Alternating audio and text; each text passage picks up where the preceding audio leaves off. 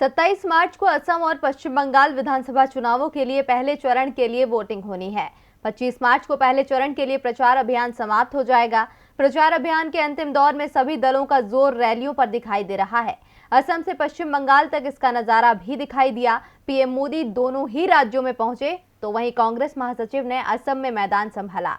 आरोप प्रत्यारोपों के दौर के बीच किसने किस पर चलाए सियासी तीर, देखिए ये रिपोर्ट। चुनावों का शोर तेज होता जा रहा है। आसमान में हेलीकॉप्टरों की उड़ान बता रही है कि नेताओं को जल्दी है अधिक से अधिक जगह पहुंचने की। कांग्रेस, बीजेपी, टीएमसी सभी दलों के बड़े नेता ज्यादा से ज्यादा लोगों तक अपनी बात पहुंचाने की कोशिश में हैं। आज रविवार का दिन भी था, इसलिए आज रैलियों पर ज्यादा जोर दिया गया। प्रधानमंत्री मोदी की असम और पश्चिम बंगाल दोनों जगह रैली थी। असम में प्रधानमंत्री ने कांग्रेस के शासन पर सवाल उठाते हुए कहा, कांग्रेस के राज में सवाल था कि असम में कभी शांति आएगी भी क्या। 5 साल पहले एनडीए की सरकार बनी तो असम में शांति और स्थिरता दोनों आई है। प्रधानमंत्री ने असम के विकास और शांति के लिए डबल इंजन सरकार की जरूरत बताई। इसके बाद पश्चिम बंगाल के बांकुड़ा में भी प्रधानमंत्री मोदी ने लोगों से राज्य में डबल इंजन सरकार के लिए वोट मांगे। उन्होंने राज्य की टीएमसी सरकार पर निशाना साधते हुए कहा कि बंगाल में हर स्कीम में टीएमसी नेताओं को कमीशन देना होता है। केंद्र की उन योजनाओं को इसलिए बंगाल सरकार ने लागू करने से मना कर दिया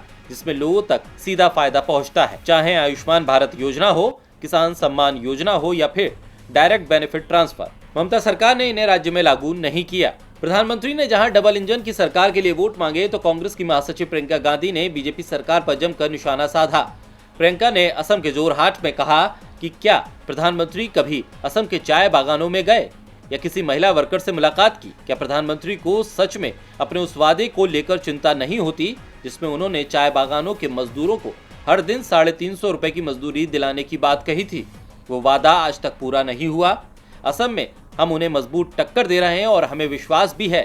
हमारी कोशिश है कि बात विकास पर, लोगों की जरूरत पर और राज्य की संस्कृति को बचाने के मुद्दे पर हो।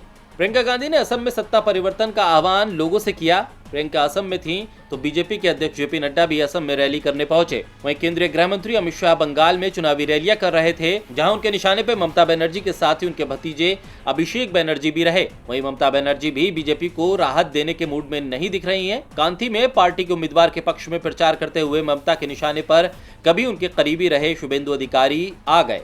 ममता ने कहा, जब शुभेंदु अधिकारी साल 2014 से बीजेपी के संपर्क में थे तब समझिए कि किस तरह से वो हमें नुकसान पहुंचा रहे थे। मेरी गलती है जो मैं समय पर उन्हें जान नहीं सकी। उन्होंने अधिक धन एकत्र कर लिया और अब उसे बचाने के लिए बीजेपी में चले गए। पश्चिम बंगाल में इस बार टीएमसी और बीजेपी के बीच मुकाबला माना जा रहा है, इसलिए ममता के निशाने पर वामपंथी दलों की जगह बीजेपी बनी हुई है।